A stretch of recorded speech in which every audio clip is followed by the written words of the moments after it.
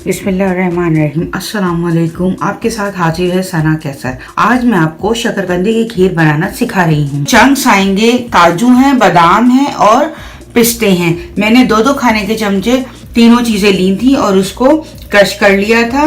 देखिए अब ये थिक होना शुरू हो गई है और इसका जायका भी बहुत अच्छा है। बच्चे इसे खा के बहुत खुश होंगे। बच्चों के लिए हेल्दी चीज है